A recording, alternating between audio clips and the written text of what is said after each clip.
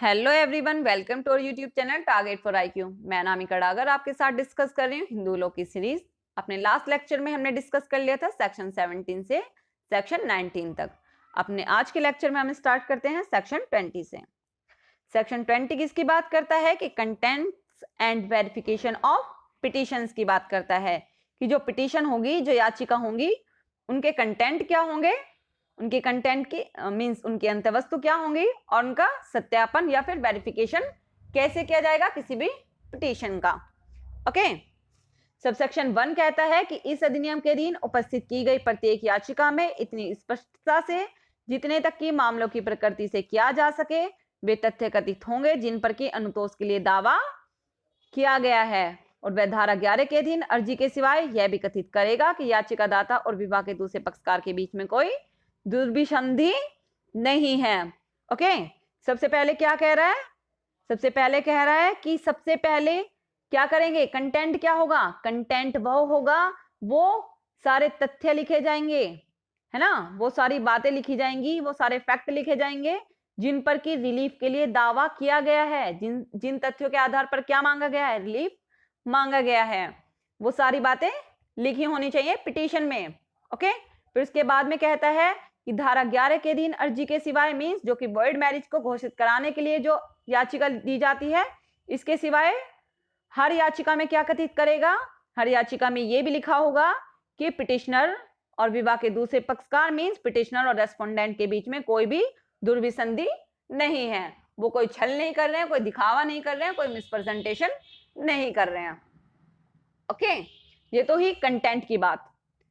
इसके बाद में सबसेक्शन 2 कहता है कि इस अधिनियम के अधीन वाली प्रत्येक याचिका में अंतरिष्ट कथन याचिका दाता या याचिका दात्री द्वारा या किसी अन्य सक्षम व्यक्ति द्वारा उस रीति में सत्यापित किए जाएंगे जो कि वाद पत्रों के सत्यापन के लिए विधि द्वारा अपेक्षित है और सुनवाई में साक्ष्य के रूप में निर्दिष्ट किए जा सकेंगे।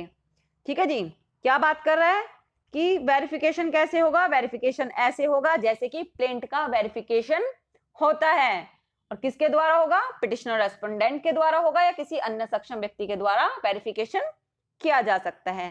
क्लियर है? सेक्शन 20 हमारा क्लियर हो गया कि पिटिशन की कंटेंट क्या होंगे और वेरिफिकेशन क्या होंगे। कंटेंट क्या होगा कि उन बातों को लिख दो, इन फैक्ट को लिख दो जिन पर कि तुम रिलीफ की मांग कर रहे हो। ओके, और उसके बाद में सत्यापन कैसे करेंगे? सत्यापन ऐसे करेंगे जैसे कि प्लेंट का सत्यापन होता है, किसी वाद पत्र का सत्यापन होता है। क्लियर?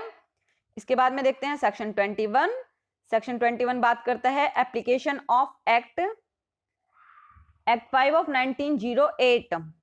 क्या कह रहा है कि 1908 के अधिनियम 5 का लागू होने की बात करता है। ठीक है जी, 1908 का अधिनियम संख्यांक 5 क्या है? सिविल प्रोसीजर कोड की बात करता है कि सिविल प्रक्रिया संहिता 1908 लागू होगा यहाँ पर, कहां पर? हिंदू मैरिज एक्ट के अंतर्गत। ओके, कह रहा है कि इस अधिनियम में अंतरिष्ट अन्य उपबंधों के और ऐसे नियमों के जैसा कि उच्च न्यायालय द्वारा इस निमित्त बनाए जाएं, उनके अधीन रहते हुए इस अधिनियम के अधीन वाली सब कार्रवाइयां सिविल प्रक्रिया संहिता 1908 का अधिनियम संख्यांक 5 द्वारा यावत साध्य विनियमित होंगी। क्या कह रहा है? बात कह रहा है कि जितनी भी कार्रवाइयां होंगी हिंदू मैरिज एक्ट के अंतर्गत वो उच्च न्यायालय के द्वारा जो नियम बनाए गए हैं उनके अधीन रहते हुए किसके द्वारा विनियमित होंगी? सिविल प्रोसीजर कोड 1908 के द्वारा विनियमित होंगी, रेगुलेट होंगी। ओके, इसके बाद देखते हैं सेक्शन 21 ए जो कि बात करता है power to transfer petitions in certain cases. किसकी बात कर रहा है? पावर की बात कर रहा है कि कोर्ट को पावर होगी क्या करने की? पिटिशन याचिका को अंतरित करने की किसी अन्य कोर्ट के अंतर्गत। ओके, सबसेक्शन 1 कहता है कि जहां इस अधिनियम के अधीन अर्जी अधिकारिता रखने वाले जिला न्यायालय में विभाग के किसी पक्षकार द्वारा धारा 10 के अधीन जुडिशल सेपरेशन की डिक्री के लिए या फिर धारा 13 के अधीन डाइवोर्स के लिए डिक्री के लिए प्रार्थना करते हुए उपस्थापित की गई है, दर्ज की गई है, और क्लोज बी कहता है कि उसके पश्चात अधिनियम के अधीन दूसरी अर्जी विवाह के दूसरे पक्षकार द्वारा किसी अपराध पर धारा 10 के अधीन न्यायिक पृथक्करण जुडिशल सेपरेशन की डिक्री के लिए या फिर धारा 13 के अधीन विवाह विच्छेद की डिक्री के लिए प्रार्थना करते हुए चाहे उसी राज्य या किसी भिन्न राज्य में, उसी जिला न्यायालय में या फिर किसी भिन्न जिला न्यायालय में उपस्थापित की गई है वहां अर्जियों पर उपधारा 2 में निर्दिष्ट रीति से विचार किया जाएगा। ओके, अब सबसेक्शन 2 देखते हैं कि किस तरीके से विचार किया जाएगा। कहता है कि ऐसे मामलों में जिसे कि उपधारा 1 लागू होती है, क्लोज ए कहता है कि यदि अर्जियां एक ही जिला न्यायालय में उपस्थित की गई हैं तो उन दोनों अर्जियों का विचारण और उनकी सुनवाई उस जिला न्यायालय द्वारा एक साथ ही की जाएंगी। क्या कह रहा है कि अगर दो याचिका अलग अलग डाली गई हैं एक ही न्यायालय में, एक ही कोर्ट में, तो कोर्ट क्या करेगा, दोनों अर्जियों को अलग अलग थोड़ी ना सुनेगा। दोनों याचिका अगर दोनों पक्षकार सेम है ना, याचिका अलग अलग है, तो क्या करेगा, दोनों याचिकाओं को एक साथ सुन लेगा, है ना, यही तो करेगा ना, सुनवाई एक साथ कर लेगा डिस्ट्रिक्ट कोर्ट। फिर इसके बाद में क्लोज बी कहता है कि यदि अर्जियां भिन्न भिन्न जिला न्यायालयों में उपस्थापित की गई हैं, मींस जो पिटीशन है वो क्या है, पिटीशन क्या कर दी पक्षकारों ने, अलग अलग जिला न्यायालयों में उपस्थापित कर दी, दर्ज कर दी, तो बाद में उपस्थापित अर्जी उस जिला न्यायालय को अंतरित की जाएगी जिसमें पहली वाली अर्जी उपस्थापित की गई थी।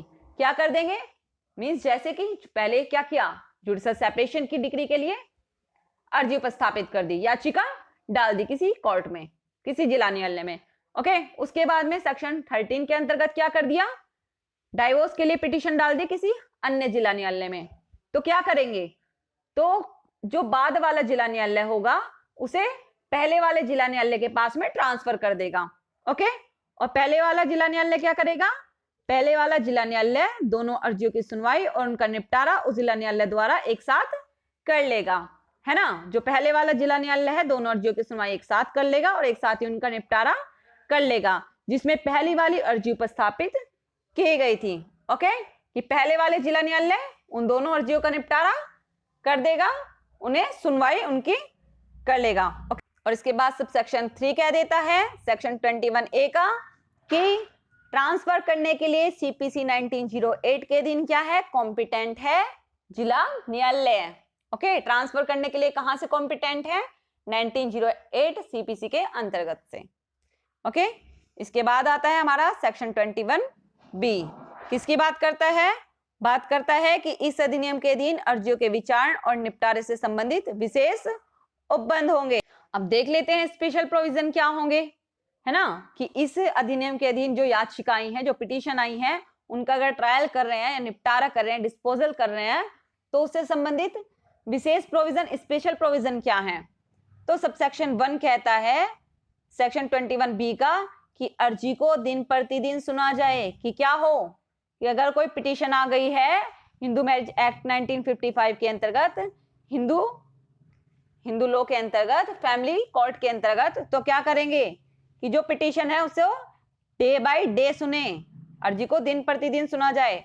फिर इसके बाद कहता है कि वाद को 6 माह में निपटा दिया जाए। सबसेक्शन 2 कह रहा है कि अगर कोई प्लेंट आई है, कोई वाद आया है, कोई मामला आया है ना, तो उसका निपटारा कितने महीने में कर दो, 6 महीने के अधीन अंतर्गत उसका निपटारा कर दो भाई।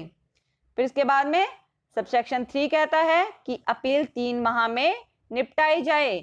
ठीक है, क्या कह रहा है, अगर डिक्री दे दी या कोई आदेश दे दिया और उससे अगर कोई अपील की गई है तो अपील कितने महीने में निपटा दी जाएगी, 3 महीने के अंतर्गत। ओके, और ये जो सबसेक्शन 2 बात करता है कि वाद को 6 महीने में निपटाए जाए, ये किसकी बात करता है कि वाद उस तारीख से या 6 मास के भीतर विचारण समाप्त करने का प्रयास किया जाए। क्या ट्रायल की बात कर रहे हैं कि ट्रायल 6 महीने पूरा कर लिया जाए और उसे निपटाने का प्रयास किया जाए। क्लियर है, सेक्शन 21B क्लियर हो गया कि स्पेशल प्रोविजन है कि डे बाय डे प्रोसीडिंग चलेगी। ठीक है, मामला 6 महीने में निपटाया जाए और उसके बाद में कहता है अगर अपील आ गई है कोई तो अपील 3 महीने में निपटा दी जाए। ये बात करता है सेक्शन 21B। इसके बाद आता है सेक्शन 21C जो कि बात करता है डॉक्यूमेंट्री एविडेंस, दस्तावेजी साक्ष्य की। क्या कह रहा है कि किसी अधिनियम में प्रतिकूल बात के होते हुए भी कोई दस्तावेज इस अधिनियम के अधीन, किस अधिनियम के अधीन, हिंदू मैरिज एक्ट 1955 के अधीन अर्जी के विचारण के किसी कार्रवाई में साक्ष्य में इस आधार पर अग्राह्य नहीं होगा। मींस उसे लेने से मना नहीं कर दिया जाएगा केवल इस आधार पर कि उस दस्तावेज पर, उस डॉक्यूमेंट पर क्या स्टाम्प नहीं लगा हुआ है या फिर वह रजिस्ट्रीकृत नहीं है। ओके, कि दस्तावेजी साक्ष्य होंगे, दस्तावेजी साक्ष्यों पर अगर स्टाम्प नहीं लगी हुई है या फिर क्या नहीं हुआ है, अगर स्टाम्प नहीं लगी हुई है और वो रजिस्टर्ड नहीं है तो उसे फिर भी उसे क्या लिया जाएगा, साक्ष्य के तौर पर लिया जा सकेगा, उसे मना नहीं किया जाएगा ट्रायल में लेने से। ओके, क्लियर है? अगर आपको ये वीडियो अच्छी लगती है तो प्लीज चैनल को सब्सक्राइब कीजिएगा, वीडियो को लाइक कीजिएगा और मुझे कमेंट करके जरूर बताइएगा कि आपको ये वीडियो कैसी लगी। अपने नेक्स्ट लेक्चर में हम डिस्कस करेंगे, कहां से डिस्कस करने वाले हैं, अब हम सेक्शन 22 से डिस्कस करने वाले हैं। Thank you so much for watching this video.